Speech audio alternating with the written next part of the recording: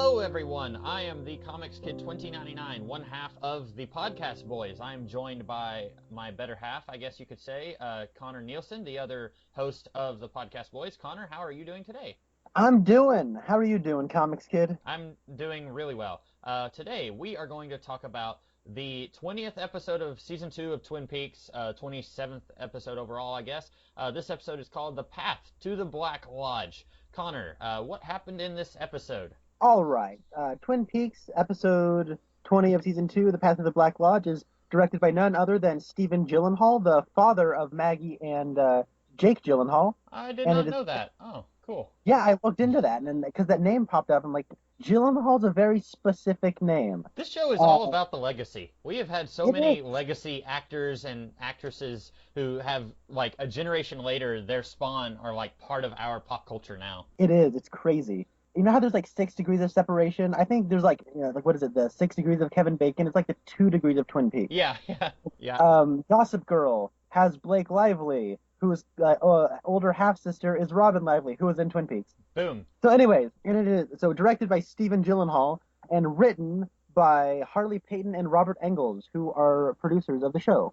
And it starts off as members of the Twin Peaks Police Department haul away the dead biker inside of a huge papier-mâché pond that was left by Wyndham Earle at the end of last episode. And a friend of the dead biker guy tells Cooper and Harry that he's a roadie for the band. I guess the biker guy was actually part of the band. And the dead guy was in the band, and his name's Rusty. They were on their way to a gig when one of their van's tires blew out, and Wyndham Earle came out of the woods to greet them and lured Rusty away when he said that he had some beer.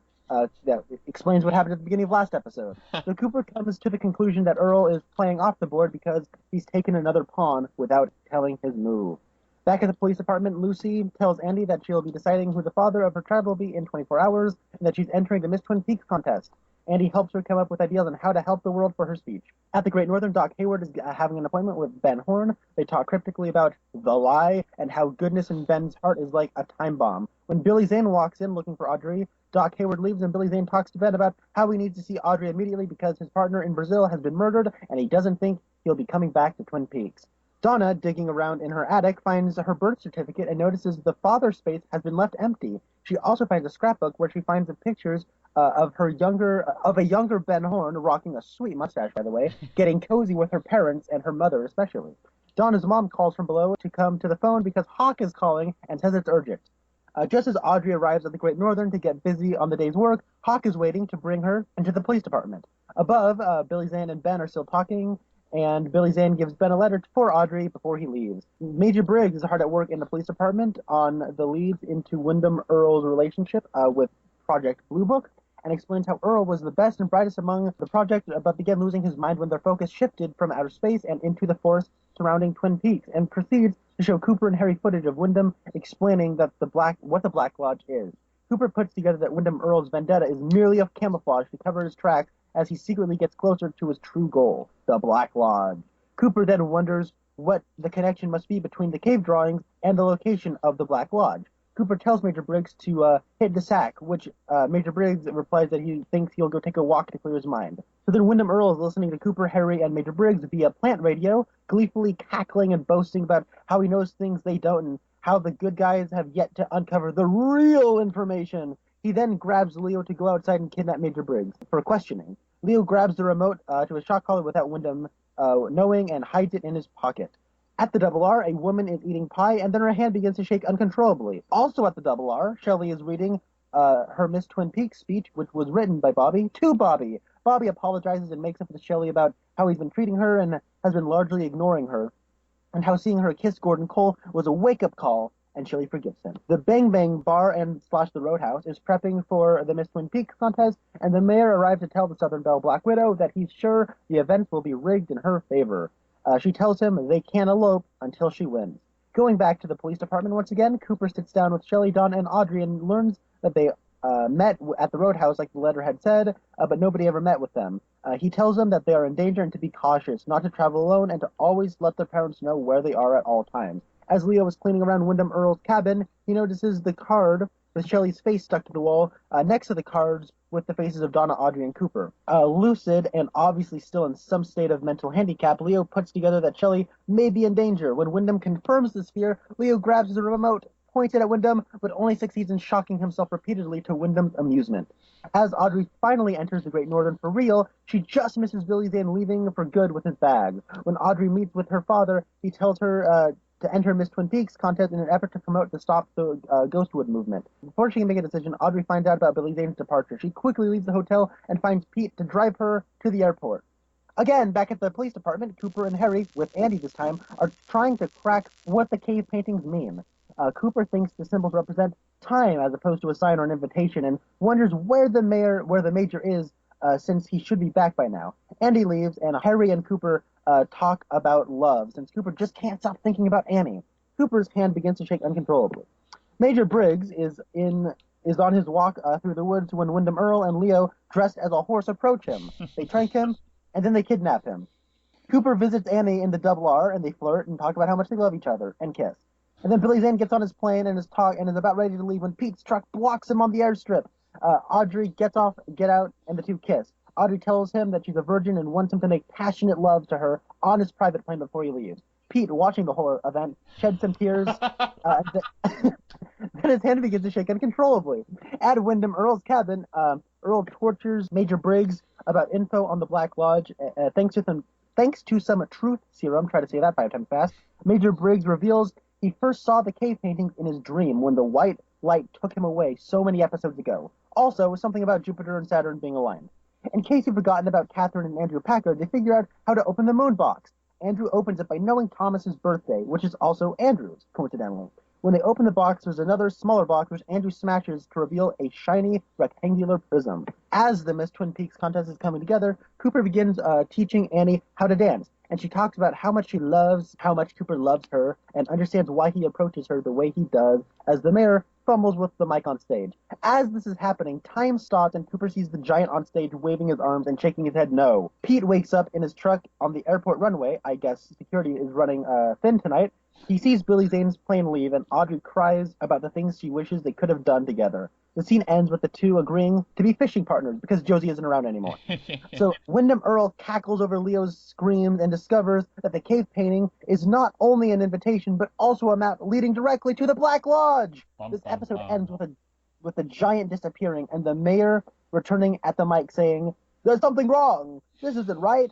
There's something wrong here." And then Bob emerges from nothingness and the red curtains appear in the reflection of the puddle below Bob's feet. The red room from Cooper's dream is the Black Lodge! Bum, bum, bum! Cue credits. So, Comics Kid, what did you think of this episode? I think that it's better than some of the last episodes have been, but I still feel like they're dragging their feet just a little bit because they're saying, okay, we need to tie up everything. We're running towards the end of the series, but we don't want to tie up things too fast. We want to make sure everything gets tied up in the last episode, so we want to slow things down just enough so that we can get to that point, but we also want to speed things up a lot more than what they have been. So this isn't as bad as the Cougar Lady subplot or Ben Horn going insane, but it's also not as good as Season 1, I don't feel like. But it's a marked improvement over what we had been getting of late, I think. What about you? What do you think? I hated this episode. Oh, okay. Let's hear it. I'm just kidding. I love this episode. Okay, I was about to say, we're about to have the most interesting episode of the podcast, boys, but all right, yeah. What'd you like? I'm just kidding. I actually love this episode. And maybe it's just because, and we were talking about this a little bit before we started recording, but for whatever reason, I just kind of got into a Twin Peaks mood, and I watched this episode, and I don't know if I was impaired because I'm on this Twin Peaks high or not, but I loved almost everything about this episode. Uh-huh. Truth be told, this might be in my top 5 episodes of this series. I loved it. There are issues with it. I'm not going to deny that, but I just didn't mind them. And this has been rattling around in my brain a couple of times, not a couple times, a lot throughout the last couple of days since I watched it. And I think ultimately the reason I like this episode is because this is what Season 2 should have been the whole time. Yes. It is paced the way Season 2 should have been done the whole time. But more than anything, what makes this, and the reason why it works so much, is because it focused on something. Yeah. Finally focused on something. Wyndham Earle's evil plan and the Twin Peaks Police Department trying to figure out his plan is the focus, and everything else is kind of coming out of that. to one degree or another, and it's going to be somehow connected. Yeah, That's the way this, it's just that simple thing of giving these episodes a focus that made me like this so much more. And on absolutely. top of that, the dialogue here is absolutely wonderful. Practically every dialogue is dripping with mythology and thematic weight and dual meanings. It's so magnificent. Like, I actually wrote down my favorite line of the episode. Like, I haven't had a favorite line in so long. I think it's been like since the end of season one, or maybe like 1/4 of the way through season two since we've had a favorite line or favorite moment. It's been a while. It has. So, do you have anything to respond with that? Yeah, I think you're right. This episode does have a core to it, and then everything else that happens in one way or another, it branches off of that. And I feel like a really good example of this series doing that is the funeral episode, where almost every character in the series goes to that funeral, and if they don't, then all the stuff that happened in the episode was somehow connected to the funeral. And this isn't quite as connected as that, but it's still pretty close. And all the characters, like you said, they're doing stuff that is somehow connected to Wyndham Earl searching for the Black Lodge. They may not even know about Wyndham Earl or his search, but in one way or another, all of this is connected. And I do agree that that is a huge plus in this episode's favor. I didn't write down a favorite line, but I have been enjoying the dialogue exchanges in these last few episodes quite a bit. But what was your favorite line before we forget that? Best line is, Gentlemen, when Wyndham Earl arrived in Twin Peaks, I assumed he had come for vengeance, for me, but I miscalculated. He has insinuated himself into the lives of people I care for. He has murdered innocents. He has engaged us in subterfuge and red herring, a fish I don't particularly care for. Yeah, That line was awesome. yeah, And later or earlier, sometime else in the episode, also in the police department, because that's where half this episode takes place. And he says, he's talking about being in love, and he says, well, my symptoms suggest the onset of malaria, but I've never felt better in my life. yeah. That was good. One thing that I wanted to mention, did you like or dislike Donna in this episode? She didn't get a lot to do, but I felt like she wasn't as insufferable as she has been pretty much this entire series. Yeah, she didn't really do anything. She just sat in and she sat in her attic and looked at a scrapbook and gasped, Yeah, and then she said, oh, I was at the Roadhouse. yeah. Okay. I think that was the extent of her presence. Uh, yeah, she's not like complaining at her parents around a dinner table while everyone's just trying to have a nice evening. Yeah, yeah. Um, Yeah, maybe that's not the best indication of like when she is tolerable, when she doesn't do anything, but I didn't hate her in this episode. I did think it was really odd. I think the implication is that Ben Horn is Donna's father, and I've known that that was where the subplot was going since Ben Horn first started interacting with Donna's mom, but I didn't want to say anything until it became clear in the episode. But that was something I remembered from when I was watching the series before, and I don't know why if Doc Hayward knows that Ben Horn is the father, whenever the kid is born, why wouldn't you just fake it? Why not just write on the birth certificate, "Hey, yeah, I'm the dad." Because then something like this is going to happen 20 years later, and then you're going to have a big pile of drama in your lap, and you could have just fixed that by lying and saying that you were the father. I thought that was really weird, because a birth certificate could very easily be faked. Like, if he was married to Donna's mom at the time that she was born, then everyone would have just assumed that he was the dad anyway. that is true. It is a very curious relationship, and it's something that like Donna's dad and Ben Horn, they clearly like have come to some sort of agreement, and it's kind of interesting, like especially just kind of digging into the history of these characters' lives, Yeah. because I would have never guessed that these two would be to like have any sort of connection, but they had Fourth of July parties with Ben's awesome mustache apparently, so. That was a great mustache, by the way.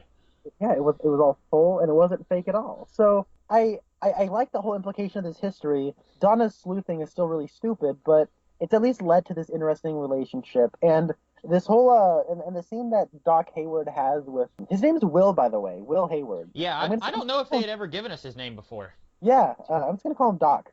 So one of my favorite lines, and this is just a moment that made me laugh. I didn't think this was stupid. It was just something that made me laugh. And it's between Ben and Doc, and he says, "I'm only interested in doing what's good for everybody." And then Dr. Hayward says, "Stay away from Mylene. I can't." Yeah. Like his immediate response is, "Oh, I can't. I want to do what's good for everybody." Okay, stay away from my wife. No, I can't do that. Right. Yeah, and I really like the idea of Ben Horn being a scumbag and then trying to turn his life around. I really wish we could have skipped all of that nonsense about him going insane and then coming out of it. I wish we could have just gone from the moment where he's in jail and gone straight into this subplot. I think it would have been really interesting to see Richard Bamer exploring the idea of Ben Horn trying to redeem himself and having trouble doing that. We get to see him here where he wants to make things right, and that means causing a little bit of drama for the Hayward family. I really like all of that, and it's unfortunate that we've only got 2 episodes left where we're not going to get to see this explored as much as I would have liked, and what we could have had if they had just gone into this idea of Ben Horn redeeming himself earlier in the series.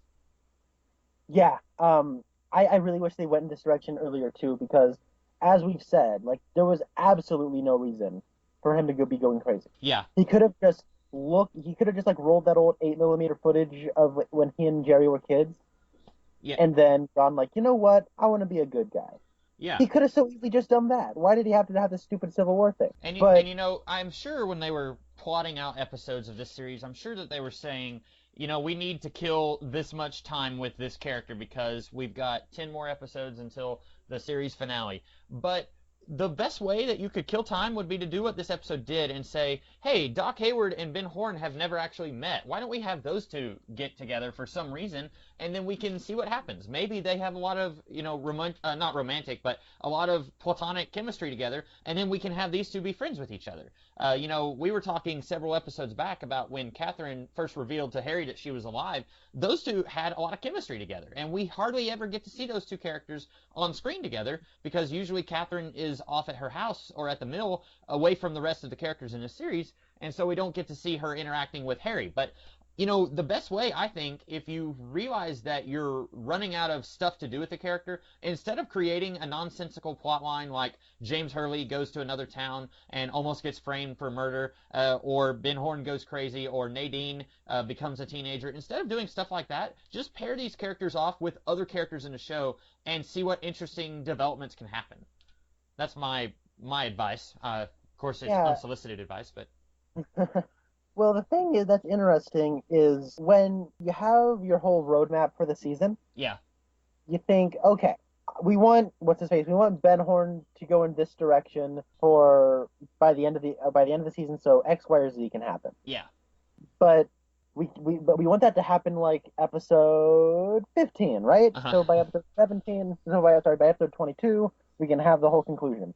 Why don't you just if that's what you wanted to do, then do that? Because it's not now to be fair, they didn't have a whole lot of time to prep season 2. I'll give them that. Right. But because I actually looked into it, I'll get into that later. But they didn't have a whole lot of time. But if you're going to I don't know, see how it progresses. How come he doesn't just decide to be a nice guy for episodes, I don't know, 10, 11, 12, 13, and 14, and then in episode 15, he all of a sudden decides, hey, I'm gonna turn my focus to the Pine Weasel.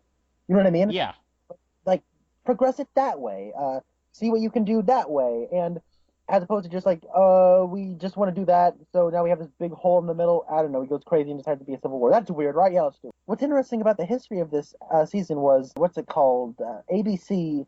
They started the initial season of Twin Peaks in April. Uh-huh. And it ran for April and May of 1990, just those 2 months, an episode each week for 2 months, 8 episodes, right? Yeah.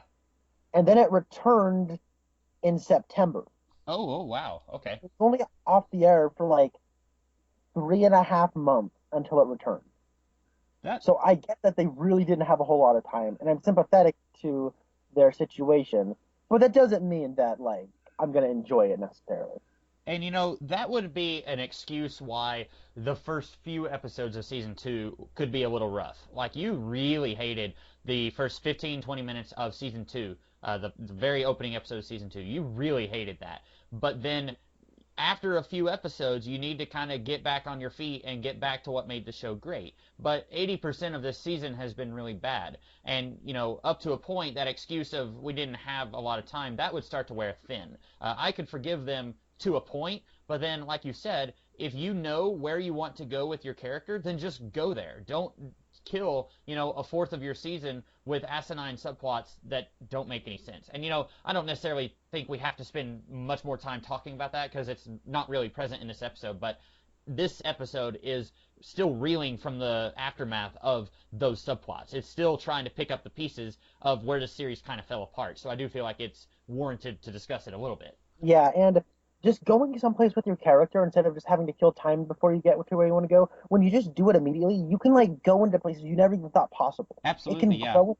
And I mean, when I've written, that's happened. When I see other shows do it, it's really cool. It's really, really cool. And like the actor can maybe like put in some input into the development of that, because who really knows the character more than the person who's been playing him? You know what I mean? Yeah. Especially when this show had such a big, what's the right word? Everything kind of got shifted around and moved around throughout season 2. Uh-huh. So to have those characters remain consistent and having those actors know who their characters are is the most important thing. And when you have an actor like Richard Beymer, he clearly knows his character. Oh yeah. Like I've rarely seen an actor playing a bad guy have this much fun while playing a bad guy. Yeah, he's tearing it up. Yeah. So that's all I really had to say about Norman Osborn and Doc Hayward in this episode. But did you have anything else to add? There should be an alternate universe somewhere where Richard Beymer actually was cast as Norman Osborn. Maybe in the alternate universe where Leonardo DiCaprio was Spider-Man. That would have been that would have been cool. No, I didn't have anything else about those two. Just disappointed that we won't get to see much more of this subplot. And Donna wasn't terrible, so maybe have her do less stuff, and then she won't be terrible. We won't be hating her. Yeah. And you know what? This might be the best place to put Donna, because she's ultimately just here as a catalyst to get to the interesting stuff. Yeah. And and she's just the annoying little fly that you have to swat away. Yeah. Before you get to And I've said before that this show, I think that what they should have done was, once you realize that you don't have anything left for a character to do, just get rid of that character. You don't even have to send them out of town like you did with James. Just stop featuring that character until you have something for them to do.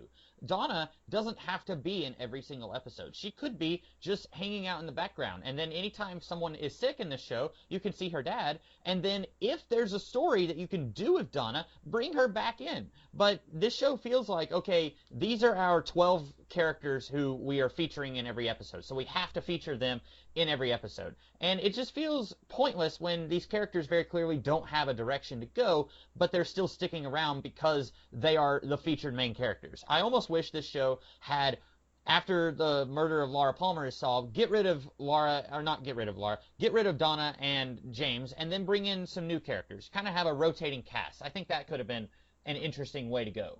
It might have been a failed experiment, but it would have been interesting anyway. And I feel like what you're talking about, they ultimately did do with Ed and Norma. Mm-hmm. Yeah, they're not in this episode at all. I haven't seen Ed in forever. It's been a while. I think whenever we saw Nadine very briefly last episode. We didn't see Ed or Norma last episode. I'm trying to think. It seems like the last time we saw Ed and Norma was when Ed and Nadine officially broke up. Yeah, it's weird. So, but the thing is, like, I love Everett McGill as Ed. I love Peggy Lipton as Norma. I think they have good chemistry and I like their characters together. But there's not really a story to be had with them now that they're engaged, right? I think they're at least together. Yeah, this show is kind of vague on what they are. They're probably the couple that says, "Oh, we don't want to label it. We're just together." But yeah. But I mean, he basically proposed to her and kissed and dipped her. Yeah, and it's possible that the reason that they've kind of shifted these characters into the background away from the spotlight is that because Nadine is still a teenager, and they couldn't really do anything with Ed while she was a teenager. He was kind of handcuffed to that ball and chain, and so they kind of just had to tread water with his character, and now that they've moved forward with his character, there's nothing else to do with him now. So it's this really weird situation where his character almost was destined to never do anything other than be connected to other characters. And like you, I like his character. I like Ed, and I even like Norma. So it's kind of disappointing that they chose to get rid of these two characters and then keep characters like Donna and James for as long as they did.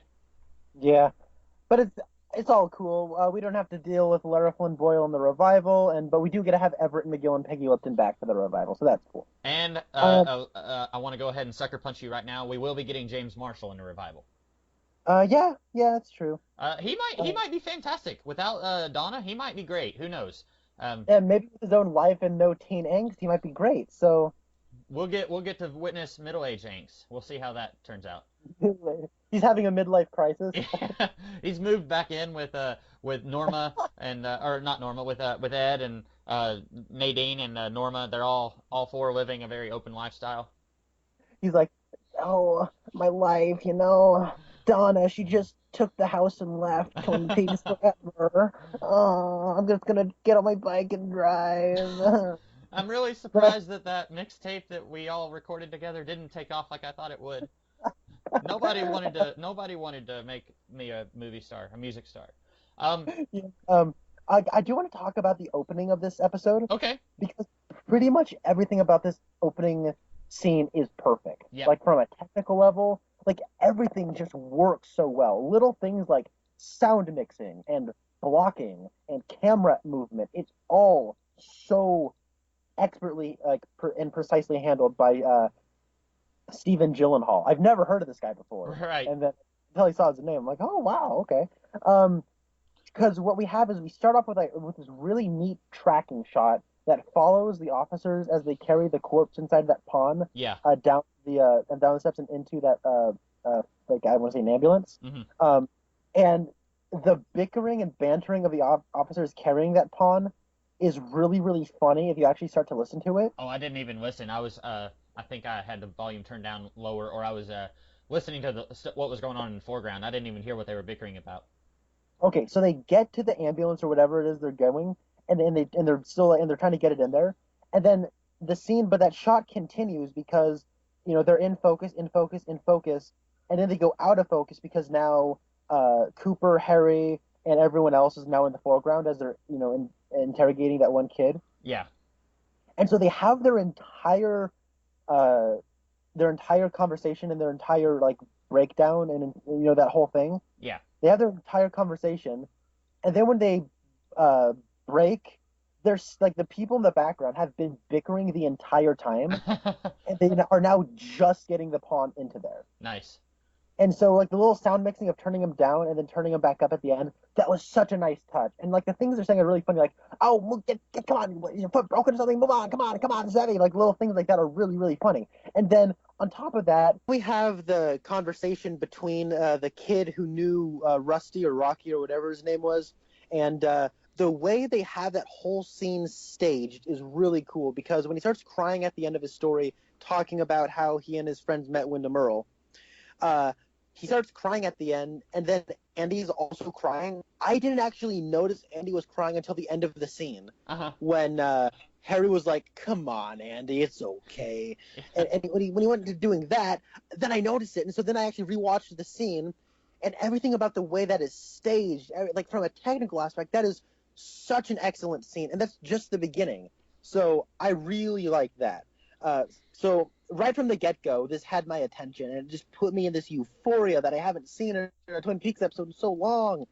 I really liked it. My favorite scene, the way it was shot, and mark your calendars, folks, because usually I'm not talking about the way things are shot or composed or anything like that, but there was a scene I thought was shot so well. It's a scene with Annie and Cooper in the Double R, and we start off really close to them, and then the camera is very slowly pulling back away from them. So by the end of the shot, the camera is like way up against the back wall, and they're way off in the distance, up next to the counter. And I thought that was a very creepy shot. It makes you feel like something is about to happen, and then ultimately the only thing that happens is Annie drops a pile of dishes. But I thought it was really good the way it was very tense. And this whole episode had stuff like that. Like you mentioned, the lady who was eating the pie and her hand starts to shake, and then at one point when Pete's at the airport, his hand starts to shake, and like it's stuff like that that makes this episode feel like stuff is happening. Something is going to happen, and it's going to be huge.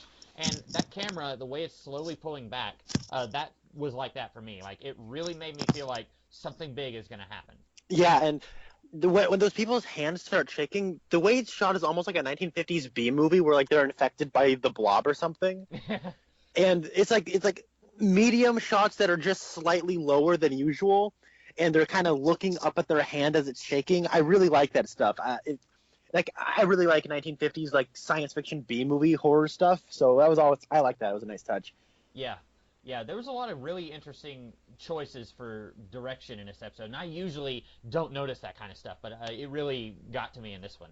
Yeah, I also noticed that scene with Annie and Cooper in the Double R. That was a really nice touch. Yeah, I thought so too. Speaking of Annie and Cooper, are you liking them together at this point? Are you still kind of meh on them? It's really interesting because maybe it's just because I'm liking the context that they're put into. The problems I have with their relationship, and especially with like Heather Graham, are still kind of there. Yeah. And the reason why Heather Graham is even in this show to begin with is extremely transparent. But it was all right. It didn't bug me. Okay. I acknowledge, like, I kind of gotten past that. I finally have gotten to that point of acceptance where it's here. I just kind of have to deal with it being here now. But it could be worse. It could be a lot worse. The effort and the passion that Kyle MacLachlan is really bringing to the subplot, he's convincing me. He's really bringing me there. And on paper, I see what he sees in Annie. I still just don't think that Heather Graham's really putting in a great performance that's making me like her character. When she's not on screen and he's talking about her and all the emotions that she brings up in him, I'm like, yeah, this sounds like an awesome girl. I want to meet her. Oh, it's Annie. Yeah, I guess she's all right. I mean...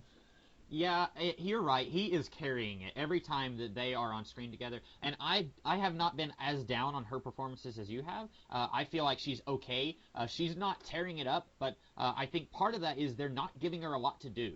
She's been in the series for like 4 episodes now, and basically all she's had to do is talk to Cooper.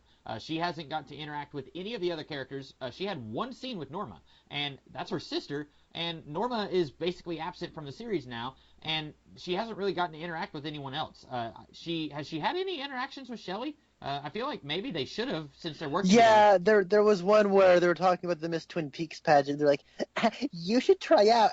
No, you should try out. Me, no, you should try out. It was one of those little exchanges. Yeah, so she hasn't had anything meaningful to do other than be in a relationship with Cooper. So I feel like part of the problem is just the material that they are giving her is kind of weak. But also, she's not really elevating it like Cooper is. Yeah, definitely. But... speaking of the other romance that was really jammed into this series, I actually really like the Audrey-Billy Zane relationship in this episode. I think it's just Billy Zane. I think I like Billy Zane. I said last week that I want to see Billy Zane and Cooper do a YouTube show where they're sitting in front of a fire. I just want to see a spin-off of Billy Zane from Twin Peaks. And I know people did not like him or Heather Graham because they got in the way of Cooper and Audrey. But I was never on board with Cooper and Audrey anyway, so I don't mind these characters getting together with other people. I just wanted it to be organic. And this is a little better than the Heather Graham Cooper stuff because Billy Zane is leaving. So it makes sense that she would say, hey, before you leave, can you deflower me? Like, I may never see you again. It makes sense that she has a timetable that she wants to beat. But with Cooper and Annie, I wasn't feeling it as much because, and they only kiss. They don't do anything else. But, like, I feel like it's too soon for them to be kissing. But with Cooper and, not Cooper, with Donna, no, not Donna. Audrey and Billy Zane. Yes, those two. I feel like it makes a little bit more sense because he's leaving and she may never see him again, so she wants to go ahead and do this thing with him. Yeah, I mean, I felt for the subplot in this particular episode, though, like hook, line, and sinker. Like, I knew it was stringing me along, and I was okay with it. Like, oh, he just missed her. Like, no, say goodbye. Oh, no, he just missed her. She just missed him. No. And then she goes to talk with Ben, and I'm like, tell him Billy Zane just left. And then he does, and she's like, I gotta go get him. And then they're like, come on, let's go, Pete. I'm like, yes, Pete, take her to Billy Zane. And then when they're on when he gets inside of his plane, I'm like, I really hope that Pete blocks off his plane in his truck. So then he comes along like, yes, you can do it. And then they have their big kiss, and I'm like, yes, it's so magical. And then then I fell for it hook, line, and sinker. I knew what it was. I knew what it was trying to be. I knew what it was doing to me, but I was okay with it. And I've really come around. I like this Billy Zane character. I really do. Yeah. Like, and that's big for me because I didn't really like him at first. And I guess I didn't really like his dynamic with Audrey. And then, like, immediately the next episode it changed. And then... yeah, it almost feels like this particular subplot wants to be one of those 80s or 90s rom-coms, like 27 Dresses or 2 Weeks Notice. You know, one of those movies where the two characters, they meet each other, and at first they really don't like each other, and then they spend a lot of time throughout the entire movie, and that's the plot of the movie, is them spending time and getting closer together, and then they become a couple, and then everyone says, yes, just like you were saying. I feel like this is wanting to do that, and the problem is, A, it's only 45 minutes a week over the span of about a month, and B, it's not even that much time for these two characters. They're only getting maybe 10 minutes in each episode, and so it doesn't really feel like it's getting enough time that it deserves. When you're watching a rom-com like the Bridget Jones Diary or whatever, you're getting an hour and a half to watch these characters fall in love, and then it's really dependent on these actors to make you care about it. But here, you're only getting 5 or 10 minutes in each episode, and so they don't have enough time to really make us care about it. So when they first started, they're doing that thing that rom-coms do, where it's like, oh, they don't like each other, and then immediately it's like, just kidding, Audrey is just absolutely smitten with him. And, I mean, can you blame her? Because it's Billy Zane. He looks amazing. But, like, you know, and now he's going out of the show, I guess because they're thinking, okay, we need to start wrapping stuff up, and he's a subplot that we've only recently introduced, so we have to go ahead and get rid of him. But I like Billy Zane, too. And I really like... I feel like, you know, we've said before that this is a soap opera that is also a parody of soap operas. Well, now it's a parody of rom-coms, and I think it works. I felt like it was very tongue-in-cheek. If it was trying to play itself more seriously, I probably would have laughed at it, but as is, I was laughing with it. Yeah, I totally agree. And like, when they have their big kiss, I thought it would be over. And then, like, she says, I'm a virgin. He goes, oh okay. Yeah. I want you to make love to me. And then he's like, well, that's why I have a private jet. And he goes, okay. And, like, his whole mannerisms of, like, all right, come on in.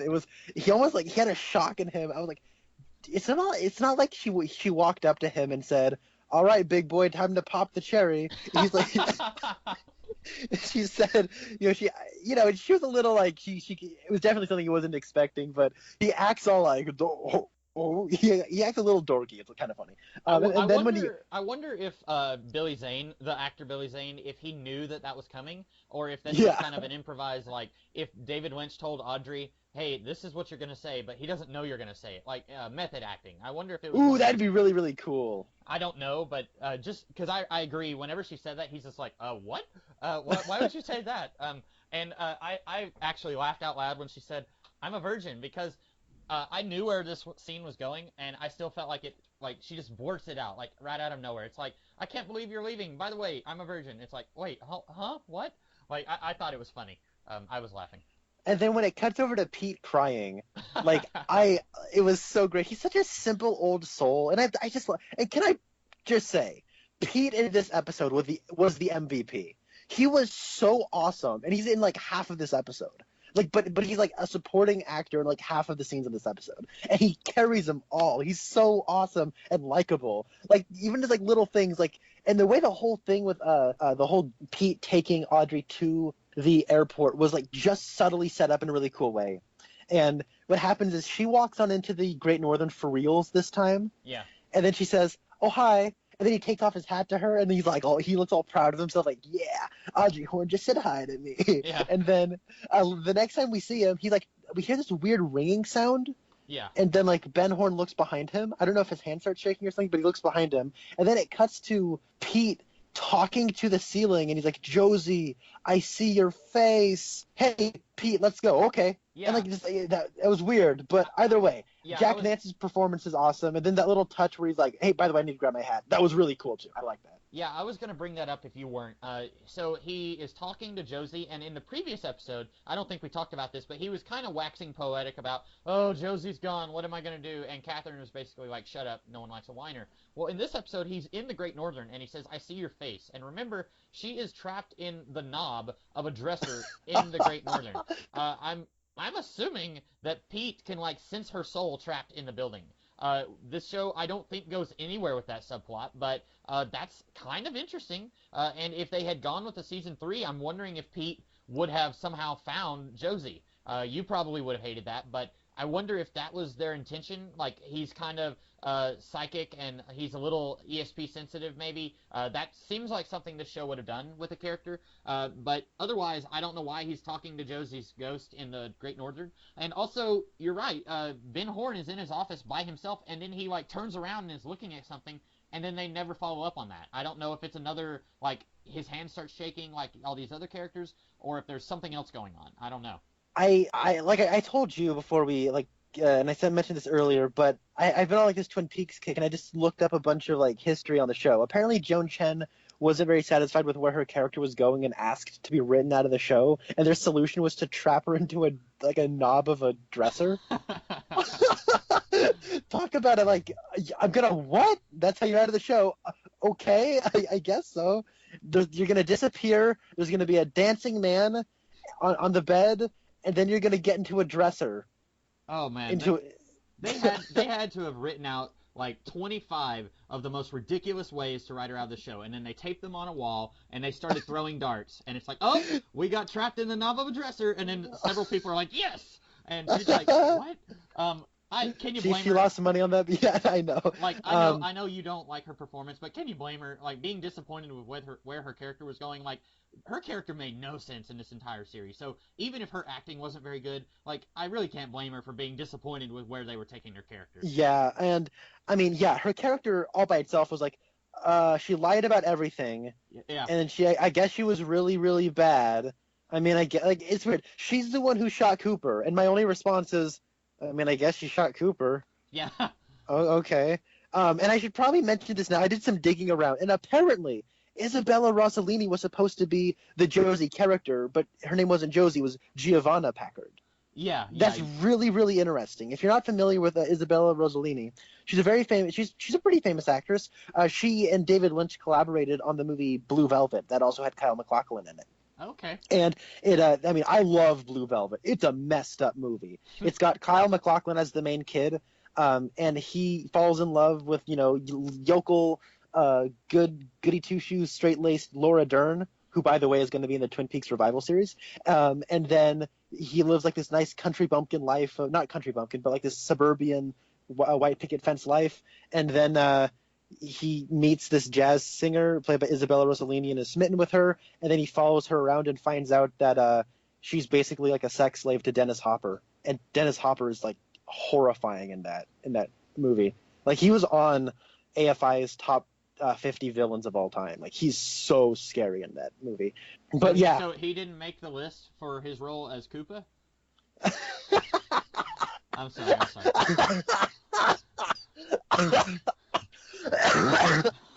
Oh my god! I may have just made Connor like choke on something. You broke me. That was really, really funny. But yeah, no. Blue Velvet's really good. It's a David Lynch movie. It's not on the Criterion Collection yet. It should be soon, I hope. But you can pick it up anywhere. It's probably his most famous movie. But definitely check it out. But Isabella Rossellini, she was like, and she's still in movies. Like, she was in the movie Joy. Like, she's had a good career. Right? So like. And apparently she was like kind of very late on into development, dropped out of the project. Yeah. So they just kind of like, oh, it's Josie now. Yeah, I think I saw her in one episode of 30 Rock. She was playing a ex-lover of Jack, who was played by Alec Baldwin, and that's all I know her from. Like, I saw a picture of her. You had sent me a link to that last week, and I saw a picture of her, and I was like, hey, it's that lady from 30 Rock. And like, I had never seen her in anything other than that. But I think she probably would have been better than Joan Chen. And I don't want to lay all the blame on Joan Chen, because I think even if that other lady, whose name you said it and I can't remember, what was her name? Rossellini? Isabella. Isabella. She was also in another David Lynch movie called Wild at Heart, starring Laura Dern and Nicolas Cage. So he's got like his own set of people he kind of likes to use, because he used Kyle MacLachlan in Dune also. So he's like Laura Dern, Isabella, Kyle MacLachlan. Yeah, even if he had used her, I still feel like the character would have been a big mess and wouldn't have made a lot of sense. So I don't want to lay all the blame on Joan Chen's performance, but, I think the show would have been a little bit better if Isabella had been doing it, maybe. Yeah, no, I completely agree. But I think, where did this all stem from? I guess it came from, what's-his-face, Pete. Pete's awesome. He was great in this. I guess there's a couple.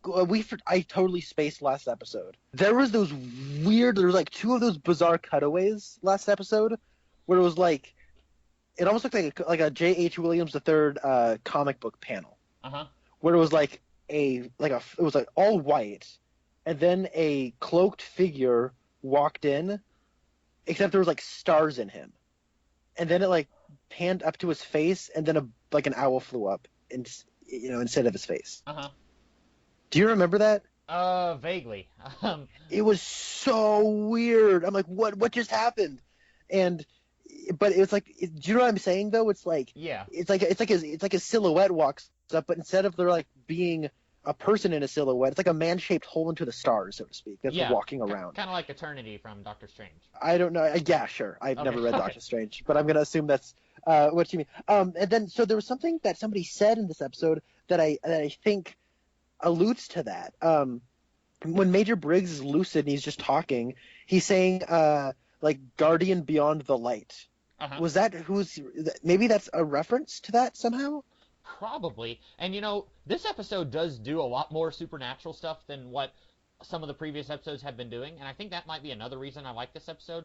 But a lot of the supernatural stuff it's starting to do now is stuff that I don't understand. Like, back in the first half of the series, the supernatural stuff it had more time to be explored, and it had more time for them to play with it. But now, like, they start introducing Eternity from Marvel Comics, and he doesn't really get to do anything, or he or it, and now I'm just kind of like, what was that? That was weird. And that's probably why I don't really remember it, because it doesn't have any bearing on the rest of this series, so it just kind of was out of sight, out of mind. But if this series had gone on, it probably would have been a really huge part of this series. Like, he's as important as the Giant and the Dwarf and Bob. It probably would have been a really big thing, and I just, don't remember it because he didn't get anything to do. I can speculate, damn it. We have a revival next year. Yeah. But yeah, no, apparently the revival next year, it started off as an 8-episode miniseries. Uh-huh.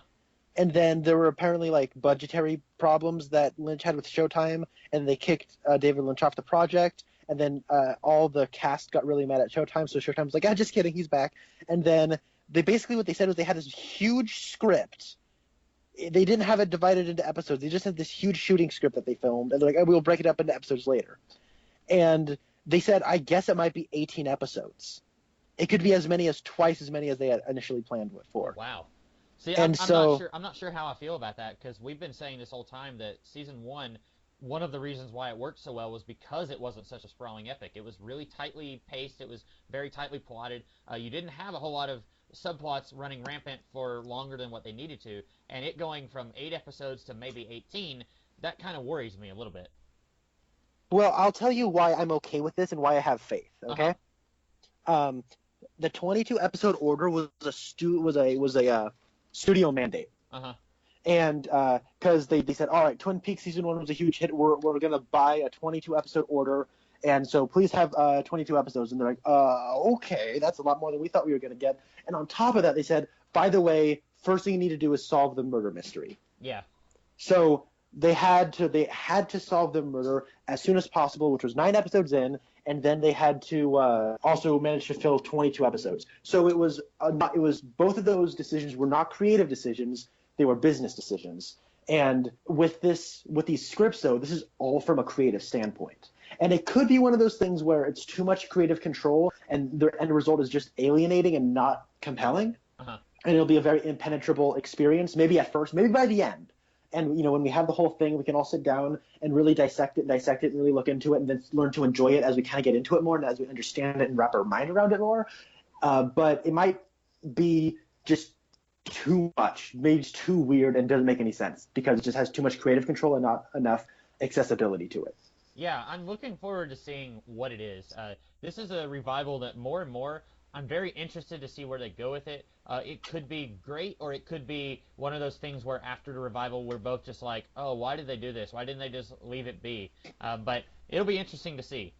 It certainly will, and the reason I'm even bringing up the revival right now is because we have 18 episodes, as much as 18 episodes, coming. And the head of Showtime basically said, we're still not sure how many episodes it's going to be because they just need to edit it into these hour-long chunks, and then from there we'll plan accordingly, we'll schedule accordingly. So that's what they said, and I'm excited, and I think we might get some follow-up on Eternity from Marvel Comics. Yeah, that'd be great. I'd love to see them follow up on a lot of the supernatural stuff.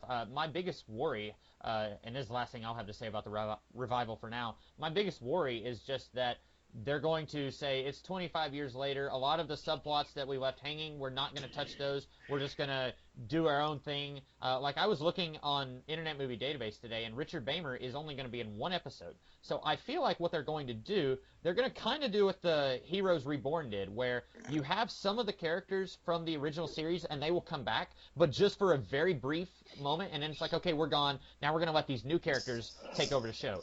And that could work if they make us care about these new characters. But I'm worried that they're going to try and just do their own thing, and it's not really going to be a continuation. It's more just going to be a new story set in the same world. But it could be good.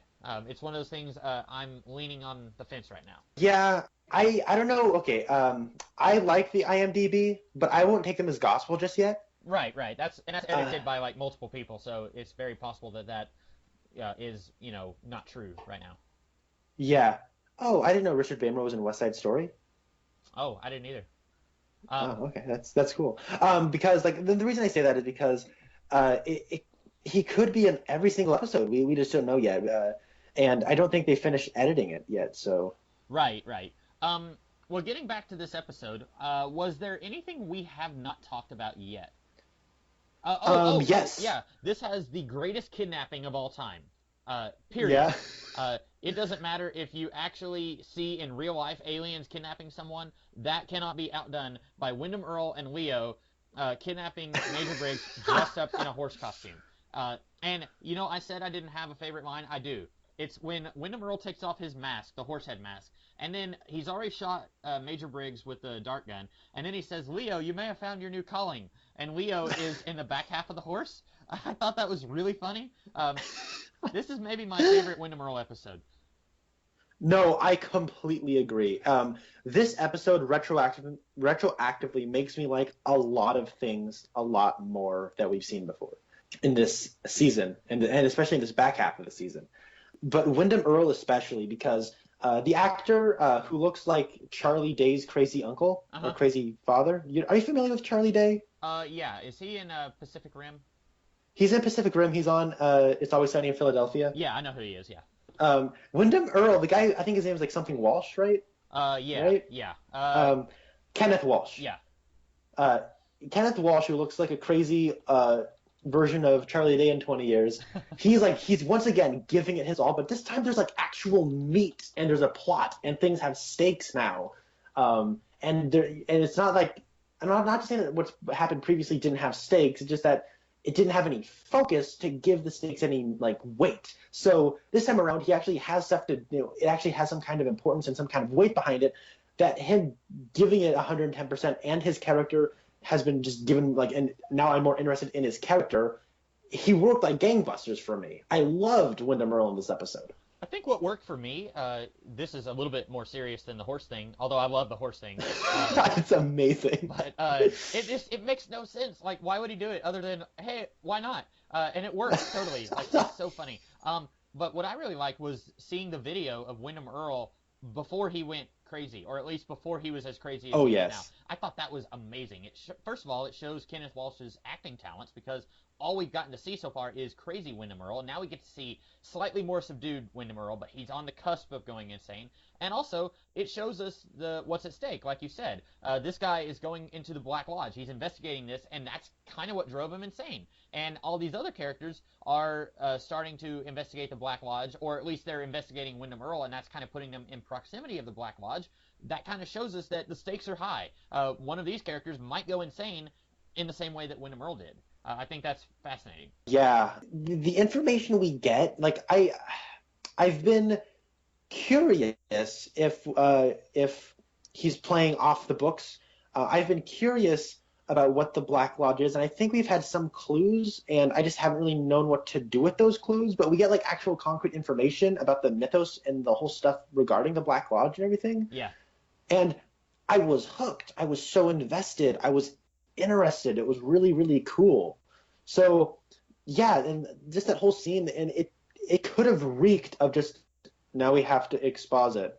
Yeah. But because of what we learned and how we learned it, it was cool. There were implications here, as you had just said. Like, I really like that. I really liked it a lot. And just to get back to that kidnapping scene really fast. I love like having to explain that to people. Then Major Briggs gets kidnapped. What happens is Wyndham Earl gets himself and Leo into like one of those horse costumes, like those two-piece horse costumes, and then he shoots him with a dart gun. Oh man. And the way that scene was shot too was hilarious. Like it's just a medium close shot of Major Briggs, and then what happens is the camera just like you hear some noise, and then the camera just shifts slightly. It's almost like an old Western shot, and then like he turns behind him, and there's just this goofy horse costume. Like I have no idea what I'm looking at. I will say this, but I like it. If I'm ever walking anywhere by myself and I turn around and there's two people in a horse costume coming towards me, I am running. I don't care who it is or if they're even coming towards me, I'm running away because for all you know, like they have a dart gun and they're going to take you. I'm imagining we don't get to see how Wyndham Earl and Leo took Major Briggs back to their headquarters, but I imagine that they put him on their back, like you put like if you had an unconscious person and you put it on a horse's back. I'm imagining that Wyndham Earl's like, all right, Leo, here you go, and like he throws Major Briggs on Leo's back, and then like they start walking back still in the horse costume. That would be hilarious. Yeah, it's almost like one of those like. As long as there's been King Kong, there's always been people who go like, "Oh my gosh, how did they get King Kong from the island back to the city? How did they fit him on that tiny boat?" It's almost like the same thing, but with a horse costume and an unconscious Major. Yeah, I've never asked that. I always just assumed I've never seen a full King Kong movie, so I always just assumed that they had a really big boat and they just tranked him or something. I don't know. I mean, it's a decent sized boat, but there's not enough room in the hull to fit a giant ape. It's movie magic. They use a teleporter. Yes, they did. So the only other thing I wanted to talk about. So Lucy says that she's going to go ahead and make a choice on the baby. I think the only reason that she's making that choice is because they knew that they were canceled. And they're like, well, we got to wrap everything up. If they had gotten to season 3, I guarantee you that this subplot would have lingered for a lot longer. It would have gone well into season 3 because as of now, she's only been pregnant for like a month in story, so she wouldn't have any reason to reveal it just yet. That's one of those things where the problem with doing this show, one episode equals one day in this world, so it would take like 5 seasons for her to finally have the baby. So I am glad that they're finally revealing or she's going to choose who the father's going to be. I'm glad that they're going to go ahead and go in that direction. Yeah, I am too. And that scene especially was really, really cool, and I like the way that whole scene opened as well, where they walk on in, and then Cooper does a little, like, hand drum on the desk. And goes, hey, Lucy. And then Harry comes on and does it, too. Hey, Lucy. And then Andy goes, hey, Lucy, how's it going, girl? That goes back to our Matthew McConaughey. Harry, you know who it is. Harry, you know who it is. Harry, you know who it is. Yeah, that goes back to. But he goes like, hey, Lucy. How like so he does. I don't think he does the little like hand drum thing. No, but he's carrying the donuts. That's right. Like I got these donuts, but behind them you see them like undoing, like taking apart the paper mache pawn. Oh, I didn't even notice that. I was too busy looking at these two clowns. I didn't even notice that. And like, but it's awesome. And there's like some cool continuity. And on top of that, the scene between Lucy and Andy. It was simple. It harkened back to what worked about them in the first season. I liked it much better than what we've gotten in the past. It does. Because she wasn't like, Officer Brennan,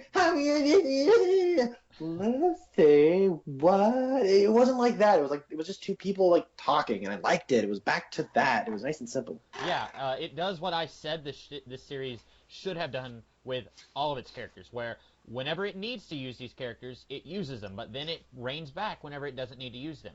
This episode, we liked Lucy and Andy in Season 1. I don't think either of us had any complaints about them back then because they weren't at the forefront. They were just kind of there a little bit. And this episode is kind of like that with these two characters. They're not very prevalent in this episode. They don't have lots of screen time with their subplot of, oh, Dick Tremaine, he's getting bit by a weasel or whatever. And I did love in the scene where she said, I'm going to choose the father tomorrow. Either Deputy Andy Brennan, and he kind of smiles a bit, or Dick Tremaine, men's department store. And he, like, has a big, like, uh-oh. Like, he goes from smile to uh-oh, and it's so comical the way he does it. It was great. I know, like, it was, they got a good chuckle out of me. I should probably also mention that Hawk is really busy in this episode. He's got a lot to do in like the first 15 minutes. He calls Donna's house, I assume while he's at the lobby of the Great Northern. That's what I was thinking, because... And then because the very next scene is at the lobby of the Great Northern. He's like, hey, come on, we gotta go. And Audrey kind of bothered me in that scene, because maybe it's just that you've never seen Parks and Recreation, but Ben Wyatt in that series is terrified of cops. So anytime he's interacting with a cop, he's always like, yes, sir, no, sir, like very, on edge, like he's afraid that they're going to arrest him for something. And I'm kind of like that too. Like if a cop was asking me questions, or if a cop came to me and said, we need you to come downtown, I would say, absolutely, right away. And like Hawk says, hey, we need you downtown. And Audrey is like, I'll get around to it later. And Hawk is like, now. And it's like, okay. And it's like, Audrey, you may think that you're running Horn's businesses, but no, you're not that important. When the police say come, you need to go ahead and go. Yeah, but this all brings me around to my God bless you, Hawk moment of the week. God bless you, Hawk. Well, earlier in this episode, we heard it's actually the very same scene where Lucy is talking to Andy at the thing. He's talking about how Officer Hawk is in some room in the back, and he's talking to somebody who's very sad, and he's feeding him breakfast. God bless you, Hawk. We never see this man. We don't know who he is, but he's giving him breakfast just like a good guy should. He knows everybody. He's awesome. And it even harkens back to that awesome moment where he gave, Harry some breakfast a couple episodes ago. So, yeah, God bless you, Hawk. You're not even in the scene, and you're still that awesome. Yeah, I assumed that was going to be an important part of this episode when she said, I don't know who it is, but he's sad. I assumed it was going to be something, and then we never saw that, and I forgot about it after a while. But yeah, I thought it was going to be Wyndham Earle. Oh, that would have been good, because nobody else knows what he looks like except Cooper. That would have been really good. Yeah. There are just a couple other moments, like just little touches about this episode that I really liked. Yeah. There were the little quirks in this that just all felt so natural, and I can't overstate how much I really liked this. Other thing that made me laugh. So I had mentioned before that little moment where Pete just is hanging out in the Great Northern, and then Audrey just goes, hi, and he goes, hey, and he takes off his hat, and then he looks at himself like, yeah, I'm the man. And then there's okay, we got to talk about the big cliffhanger of this episode because it has an incredible cliffhanger. It's chilling. But at the end, where it's like the mayor is just like fumbling around on the mic, which is hilarious. Like he and so Cooper and Annie are engaging in a very personal discussion as they're dancing, and then they're interrupted by "Is this thing on?" And then there's actually a needle scratch sound effect. It was so funny. And then when the mayor is having troubles with his microphone, that's also just really funny. But the last thing that made me laugh is when Audrey mentions we didn't even get to go fishing. The look on Pete's face is hilarious. He's like, did you say fishing? And then he's like, yeah, I really like Pete in this episode. That was a great moment. I will say this. I love Pete, but honey, a girl wants to go fishing with Billy Zane. It's not the fishing that she wants to do. It's not the same thing as going fishing with you. I love you, Pete, but I think she wants to go with Billy Zane. So it's not exactly the same thing. But yeah, when he said, well, I like to go fishing, and you mentioned because Josie's no longer here, I was thinking that exact same thing. I was like, yeah, we never did get to see that dual fishing tournament. What, is he going to take Audrey? What's going to happen? But yeah, that was, I really liked it. What if Josie's spirit manifests? She's like, Pete, we didn't get to go fishing. Well, I'm sorry, Josie. You were stuck in a doorknob, okay? I couldn't exactly take you fishing. We had an arrangement. I think that's my favorite Josie line, period. I think we have quoted that line so many times. It's always appropriate to quote that line. We should have been doing God Bless You, Josie moments. No. Okay, so that was all that I had to say about this episode. We talked a lot about this episode. Well, we talked a lot, and then maybe half of it was about this episode. But actually, we both liked this episode. So, but yeah, I didn't have anything else to say. Did you? Yeah. Oh, okay, yeah, go ahead. I want to finish talking about that ending. Okay. Because it is, again, the direction is what captures an amazing atmosphere of dread. So it's humorous, when the giant shows up and is shaking his head and mouthing no. Yeah. It's really unsettling because they have those spotlights. Like the people are like frozen around him, and that's never really happened before, right? Uh-huh.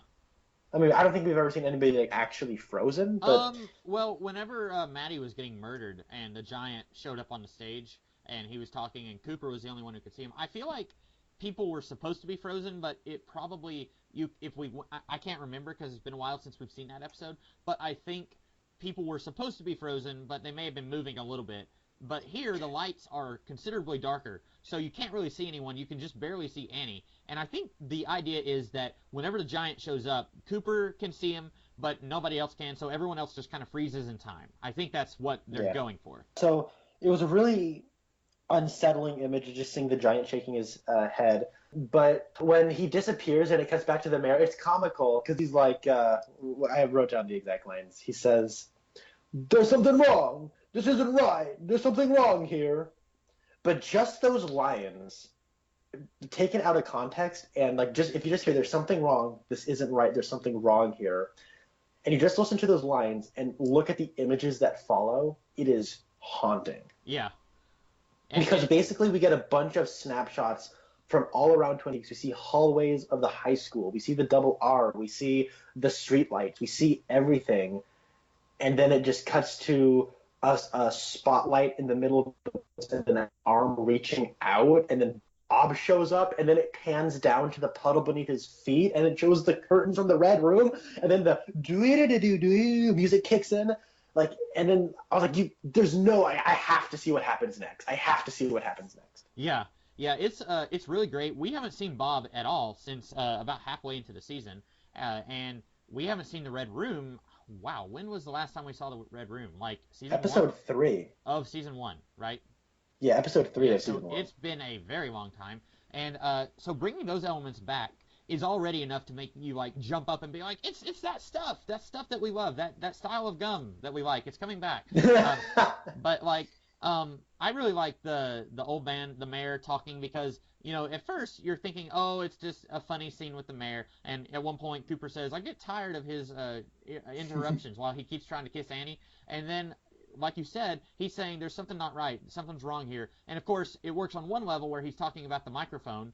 And then it works on another level where it's talking about Twin Peaks. Like, that moment where the camera is going down empty hallways was so weird and, like, creepy. Like, I didn't want to watch. I was just like, oh, I need to turn away. Like, it's going down the school hallway. It's going in the police building. And it's just like, this is weird. Make it stop. And then when the arm steps out, like, it's just an arm by itself and you don't see the body, but it's like, it's a denim jacket. That has to be Bob. And then Bob shows up, and it's like, oh no, it's Bob! And it's like equal parts excitement, like I'm giddy, like it's the night before Christmas, but at the same time, it's terrifying. And this show is so good at balancing stuff like that, and we haven't even talked about this show doing that since like season 1. Like, it's been a long time since they've really balanced two very conflicting emotions like that. Yeah, I agree. And I've been thinking, can you think of a television character that scares you, just the thought scares you more than Bob? Because No. I've been racking my brain around that for a while. Just the very idea of Bob being around the corner in an episode frightens me. Yeah. Just seeing him like snarling and animalistically, you know, like looking around him, it's scary. And just him, the whole supernatural element and how he can be anywhere, it's so frightening on just a thought level, on a subconscious level, that. And I've been racking my brain. Like, the only other television character that I think I've been as scared of by might be the hitchhiker from one episode of The Twilight Zone. Uh-huh. But by the end of that episode, the hitchhiker's not what you thought he was, so a bit of the tension's deflated. I mean, it turns into a really, like, sad ending, but that's the Twilight Zone. But with Bob, like, no, he's just pure evil. And we've seen characters time and time again that are just pure evil. Mm-hmm.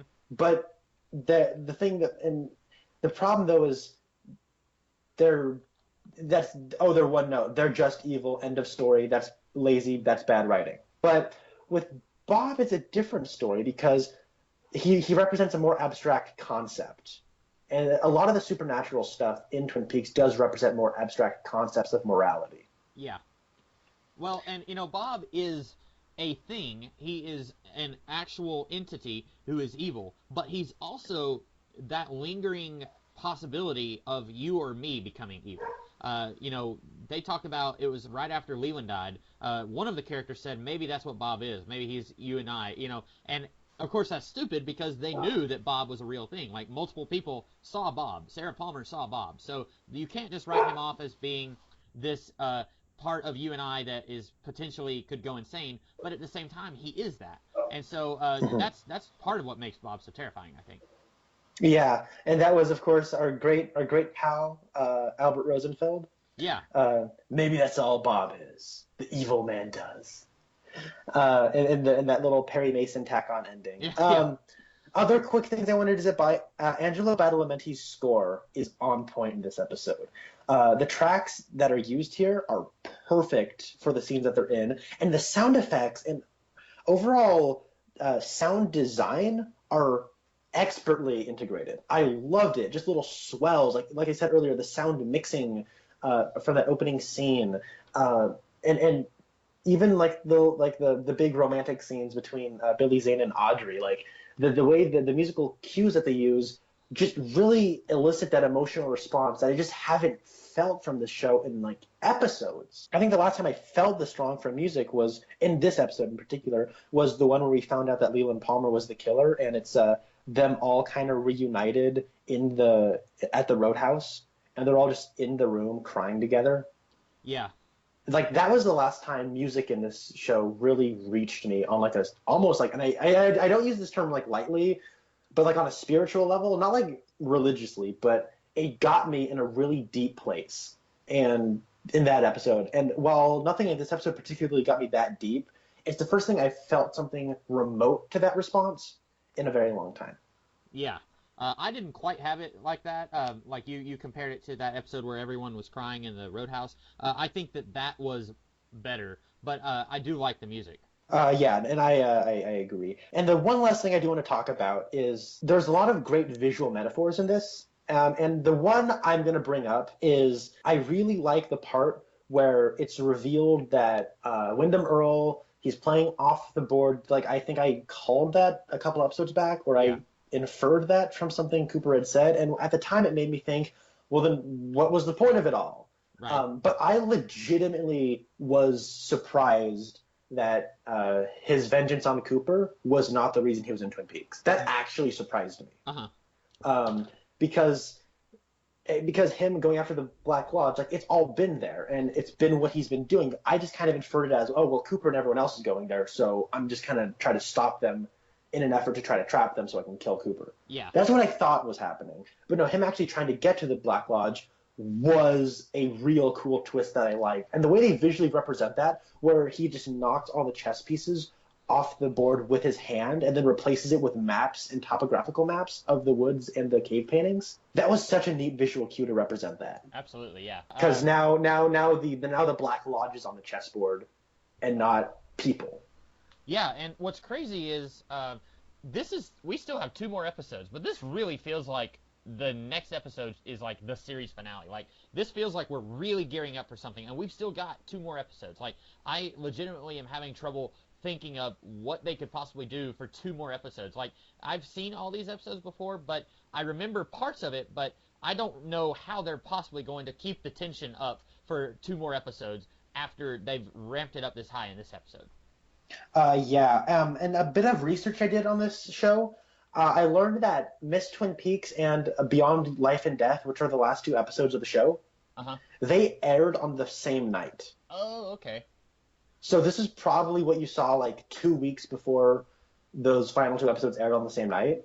Oh, okay, yeah. This is what you saw. So I thought this was, if you're looking at it from that angle, this is the best way to do that. Yeah.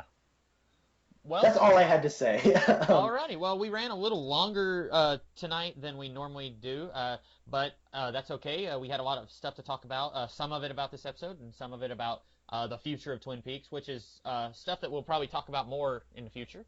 But that's all we have right now. We will be back next week. Connor, are you going to want us to talk about each episode by themselves, or since they aired together, are you wanting us to talk about the next 2 episodes as one monster episode? Ooh, I don't know what I'm doing next Monday, so oops, sorry, a little bit, man behind the curtain. My bad. That's fine. But I guess let's shoot for 1 because I don't know what I'm doing next Monday. Okay. Well, we will.